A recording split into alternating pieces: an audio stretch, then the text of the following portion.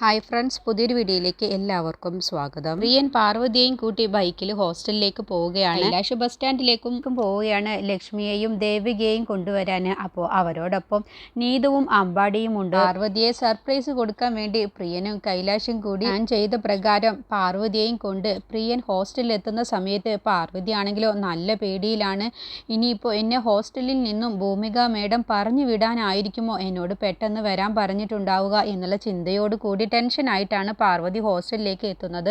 അങ്ങനെ പ്രിയൻ്റെ ബൈക്കിൽ നിന്ന് പാർവതി ഇറങ്ങിയ ശേഷം ഹോസ്റ്റലിലേക്ക് ചെല്ലുമ്പോൾ തന്നെ ഫ്രണ്ടിൽ തന്നെ ഭൂമിക മേഡവും ജെന്നിഫറും മീരയും ഐഷയും ഒക്കെ നിൽക്കുന്നുണ്ട്. എന്നിട്ട് പാർവതിയെ കണ്ട ഉടനെ തന്നെ ഭൂമിക മേഡം അകത്തേക്ക് കയറി പോവാട്ടോ. അപ്പോൾ പാർവതി, അയ്യോ പ്രിയൻ ചേട്ടാ, എനിക്കെന്തോ വല്ലാത്ത പേടിയാവുന്നു. ഭൂമിക മേഡം ഇപ്പോഴും നല്ല ദേഷ്യത്തിലാണെന്ന് തോന്നുന്നു. എന്നെ കണ്ട ഉടനെ തന്നെ കണ്ടില്ലേ അകത്തേക്ക് കൊണ്ടുപോയത്. ഇനിയിപ്പോൾ എന്നെ ഈ ഹോസ്റ്റലിൽ നിന്നും പറഞ്ഞു വിടാനായിരിക്കുമോ പ്രിയൻ ചേട്ടാ എന്ന് ചോദിക്കുമ്പോൾ, നീ ആദ്യം അകത്ത് കയറിയൊന്ന് നോക്ക്, അപ്പോഴല്ലേ എന്തിനാണ് ഭൂമിക മേഡം വിളിച്ചത് എന്ന് മനസ്സിലാവൂ എന്ന് പറഞ്ഞുകൊണ്ട് പാർവതിയും കൊണ്ട് അകത്തേക്ക് ചെല്ലാട്ടോ. അപ്പോൾ ജെന്നിഫറോടും മീരയോടും ഐഷയോടും ചോദിക്കുകയാണ്, അല്ല എന്തിനാവും മേഡം എന്നെ വിളിച്ചത് എന്ന് ചോദിക്കുമ്പോൾ അവരും പറയണ, അറിയില്ല മേഡം എന്തിനാണാവോ എന്നറിയില്ല എന്ന് പറയുമ്പോൾ പാർവതിയോട് ദേഷ്യത്തിൽ ഭൂമിക സംസാരിക്കുകയാണ്. ചെയ്ത തെറ്റ് അങ്ങനെ ക്ഷമിക്കാനൊന്നും കഴിയില്ല. നീ ഇങ്ങനെ ചെയ്തത് കൊണ്ട് ഇവിടെ ഹോസ്റ്റലിൽ താമസിക്കുന്ന മറ്റു പെൺകുട്ടികളും ഇത് തന്നെ ആവർത്തിക്കും. അതുകൊണ്ട് നിനക്കെന്തായാലും ഒരു ശിക്ഷ തന്നേ മതിയാവൂ. അല്ല എന്നുണ്ടെങ്കിൽ ഈ ഹോസ്റ്റലിലെ മറ്റു പെൺകുട്ടികളും ഇതുപോലെ നിന്നെ പോലെ ഓരോന്ന് കാണിച്ചു അല്ലേ പ്രിയ എന്ന് ചോദിച്ച ഉടനെ തന്നെ പാർവതിയുടെ മുന്നിൽ വെച്ച് പ്രിയൻ പതർച്ചയോട് കൂടി അതെ അതെ മേഡം എന്ന് പറയട്ടോ. അപ്പോൾ പാർവതി പ്രിയനെ നോക്കുകയാണ്.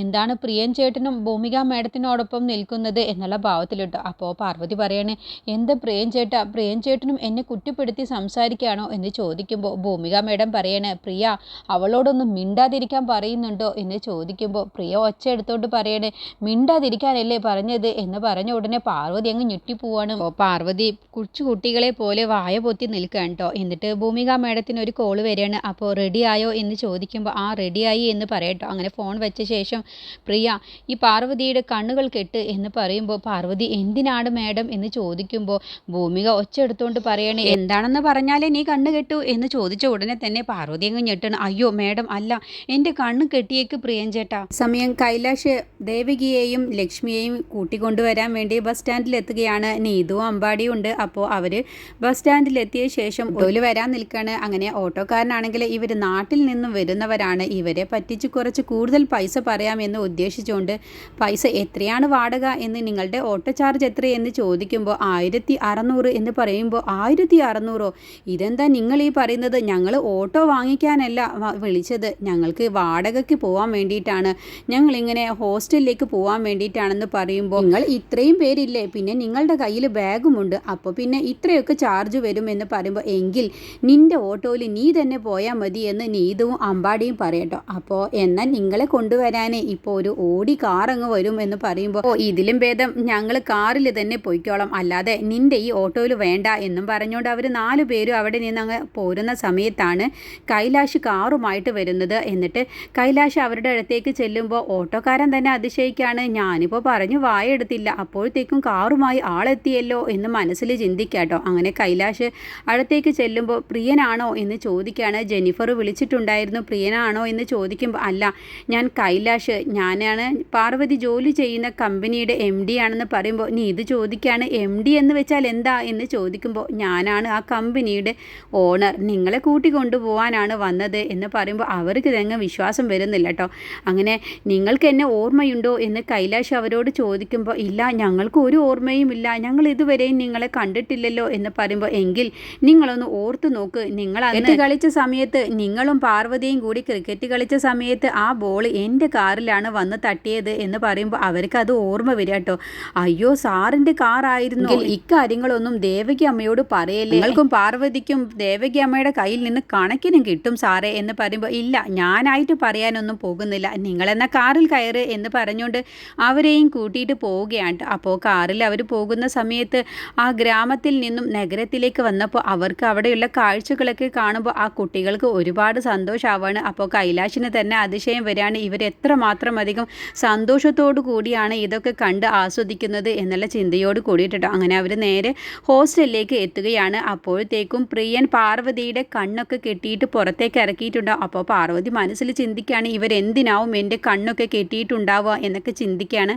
അങ്ങനെ ഇവർ കാറിൽ വന്ന് ഇറങ്ങിയ ഉടനെ തന്നെ ഭൂമിക മേഡം പറയാണ്, ജെനിഫർ പാർവതിയുടെ കണ്ണിലെ കെട്ടഴിച്ചു കൊടുക്കുക എന്ന് പറയട്ടെ. അങ്ങനെ ഇനിയിപ്പോൾ എന്തിനാണാവോ കെട്ടഴിക്കാൻ പറയുന്നത് എന്ന് പാർവതി മനസ്സിൽ ചിന്തിക്കുകയാണ്. അങ്ങനെ കെട്ടഴിച്ച് കണ്ണു തുറന്നതോടുകൂടി അമ്മയെയും അച്ഛനെയും നീതുവിനെയും അമ്പാടിയെയും കണ്ടപ്പോൾ ഒരുപാട് സന്തോഷമാവാണ് പാർവതിക്ക്. അപ്പോൾ കൈലാഷിനെയും കണ്ടപ്പോൾ കൈലാഷ് സാറിൻ്റെ കാറിലാണല്ലോ ഇവരെ കൊണ്ടുവന്നിട്ടുള്ളത് എന്നുള്ള സന്തോഷത്തിലാണ് കേട്ടോ പാർവതി നിൽക്കുന്നത്. എന്നിട്ട് അമ്മയുടെയും ചേച്ചിയുടെ അടുത്തേക്ക് ഓടി ചെല്ലുകയാണ്. അമ്മയ്ക്ക് സുഖമല്ലേ, ചേച്ചിക്ക് സുഖമല്ലേ, ഇതെനിക്കൊരു ആശ്ചര്യമായിരിക്കുന്നല്ലോ എന്ന് പറയുമ്പോൾ നീതുവും അമ്പാടിയും ചോദിക്കണം, അല്ല പാറു, ഞങ്ങളെന്നെ ഒന്നും കണ്ടു പോകാൻ പോലും നടിക്കുന്നില്ലല്ലോ, എന്താണ് നിങ്ങൾക്കൊക്കെ സുഖമല്ലേ എന്ന് ചോദിക്കുമ്പോൾ ഞങ്ങളെ കണ്ടിട്ട് എന്ത് തോന്നുന്നു, ഞങ്ങളിപ്പോൾ എങ്ങനെ ഇരിക്കുന്നു എന്നൊക്കെ ചോദിച്ച് അവർ സന്തോഷത്തോടു കൂടി സംസാരിക്കുകയാണ്. ലക്ഷ്മി പറയാണ്, പാർവതി ഞങ്ങൾ നിൻ്റെ ബർത്ത്ഡേ ആയിട്ട് ഇവിടേക്ക് വരാൻ വേണ്ടി ഒരുപാട് ആഗ്രഹിച്ചു നിന്നതാണ്. ആ സമയത്താണ് നിൻ്റെ മേഡം ഭൂമിക മേഡം ഞങ്ങളെ ഫോണിൽ വിളിച്ച് ഇങ്ങനെ ഇവിടേക്ക് വരണം, പാർവതി അറിയാതെ ഇവിടേക്ക് വരണം, പാർവതിക്ക് ഒരു സർപ്രൈസ് കൊടുക്കാനാണെന്ന് പറഞ്ഞ് ഞങ്ങളെ വിളിച്ചത് എന്ന് പറയുമ്പോൾ പാർവതി ഭൂമികയെ നോക്കുകയാണ് കേട്ടോ. എന്നിട്ട് ഭൂമികയുടെ അടുത്തേക്ക് ചെന്നിട്ട് ഭൂമിക അങ്ങ് കെട്ടിപ്പിടിച്ചിട്ട് മാഡം ഒരുപാട് നന്ദിയുണ്ട് എന്ന് പറഞ്ഞ് കരയുകയാണ്. അപ്പോൾ പാർവതിയോട് പറയണേ, ഈ സമയത്ത് കരയാനുള്ളതല്ല പാർവതി, നീ ഇവരെ നിൻ്റെ അമ്മയെയും ആ ചേച്ചിയൊക്കെ കണ്ട് സന്തോഷിക്കല്ലേ വേണ്ട എന്നൊക്കെ പറയട്ടെ. അങ്ങനെ അച്ഛനെ കുറിച്ച് പാർവതി ചോദിക്കുകയാണ്. അച്ഛനിങ്ങനെ ജോലിക്ക് വേണ്ടിയിട്ട് ഒരു സ്ഥലത്തേക്ക് പോയിരിക്കുകയാണെന്നൊക്കെ അപ്പോൾ ലക്ഷ്മിയും ദേവകിയും കൂടി പറയണം. പിന്നെ പാർവതിയുടെ ആ സന്തോഷം കാണുമ്പോൾ കൈലാഷിനും പ്രിയനൊക്കെ ഒരുപാട് സന്തോഷമാവാണ്. പാർവതിയുടെ ആ നിഷ്കളങ്കമായ ആ സന്തോഷത്തോടു കൂടിയുള്ള നിൽപ്പൊക്കെ കാണുമ്പോൾ പാർവതിയോട് വല്ലാത്ത ഇഷ്ടം തോന്നുകയാണ് കൈലാഷിനും. ഭൂമിക മേഡം പാർവതിയുടെ അമ്മ പരിചയപ്പെടുത്തി കൊടുക്കുകയാണ്, ഞാൻ ദേവകി എന്നാണ് എൻ്റെ പേര്, എൻ്റെ മോളെ ഞാൻ നാട്ടിലാവുന്ന സമയത്ത് എപ്പോഴും എൻ്റെ മോളോട് ദേഷ്യപ്പെടുക മാത്രമാണ് ഞാൻ ചെയ്തിട്ടുള്ളത്. അവളെ എപ്പോഴും കുട്ടികളുടെ കൂടെ കളിക്കാനും കുസൃതിയൊക്കെ കാണിച്ച് നടക്കുന്ന സമയത്ത് ഞാൻ അവളെ എപ്പോഴും വഴക്ക് പറയാറാണ് ഉള്ളത്. അവളുടെ ഉത്തരവാദിത്വത്തെക്കുറിച്ച് ഇപ്പോഴാണ് ഞങ്ങളുടെ കുടുംബം കരകയറാൻ വേണ്ടിയിട്ട് അവളാണ് താങ്ങും തണലും ആവാൻ പോകുന്നത് എന്നുള്ളത് എനിക്ക് എൻ്റെ പുട്ടബുദ്ധിക്ക് അന്ന് തോന്നിയില്ല. അവളെ ഞാൻ എപ്പോഴും വഴക്ക് പറയാറാണ് ചെയ്യാറുള്ളത്. ഇപ്പോഴാണ് എൻ്റെ പാർവതിയെക്കുറിച്ച് എനിക്ക് ഓർത്ത് അഭിമാനം തോന്നുന്നത്. എൻ്റെ മോള് എൻ്റെ വട്ടത്ത് നിന്നും മാറി നിന്നപ്പോഴാണ് എൻ്റെ മോളെ ഇത്രമാത്രം അധികം ഞാൻ സ്നേഹിക്കുന്നുണ്ടെന്നുള്ളത് എനിക്ക് മനസ്സിലായത്. എൻ്റെ മോള് കാരണമാണ് ഇപ്പോൾ ഞങ്ങളുടെ കുടുംബം തന്നെ നിലനിന്ന് പോകുന്നത് എന്നൊക്കെ പറഞ്ഞ് പാർവതിയെക്കുറിച്ച് പുകഴ്ത്തിക്കൊണ്ട് അമ്മ സംസാരിക്കുകയാണ് കേട്ടോ. അത് കേൾക്കുന്ന കൈലാഷിനും പാർവതിക്കൊക്കെ പാർവതിയെക്കുറിച്ച് മതിപ്പ് തോന്നുകയാണ്. കേൾക്കുന്ന പാർവതിയുടെ കണ്ണുകൾ നിറയുമ്പോൾ ലക്ഷ്മി പറയണേ, എന്തിനാണ് അമ്മ ഇപ്പോൾ ഇതൊക്കെ ഇവിടെ പറയുന്നത്, എന്തുമാത്രം അധികം പാർവതി വിഷമിക്കുന്നുണ്ട്, നമ്മളിപ്പോൾ പാർവതിയെ സന്തോഷിപ്പിക്കാനല്ലേ ഇവിടേക്ക് വന്നത്, അപ്പോൾ ഇതിനെക്കുറിച്ചൊന്നും ഇപ്പോൾ സംസാരിക്കേണ്ട എന്ന് പറയട്ടെ. അപ്പോഴാണ് ഇത് കണ്ടും കൊണ്ട് ഇത്രയും കൂട്ടുകാരികളും വരുന്നത്. അപ്പോൾ അവരിങ്ങനെ അതിശയത്തോടു കൂടി നോക്കുകയാണ്, എപ്പോഴാണ് ഈ സംഭവം ഉണ്ടായത്, പാർവതിയുടെ അമ്മയും ചേച്ചിയും ഒക്കെ ഇവിടെ വന്നിട്ടുണ്ടല്ലോ, കൈലാഷ് സാറും ഒപ്പമുണ്ട്, അപ്പോൾ എന്തായിരിക്കും ഇവരേനെ കൈലാഷ് സാറാവോ കൊണ്ടുവന്നിട്ടുള്ളത് എന്നൊക്കെ ഇങ്ങനെ പറയാണ്.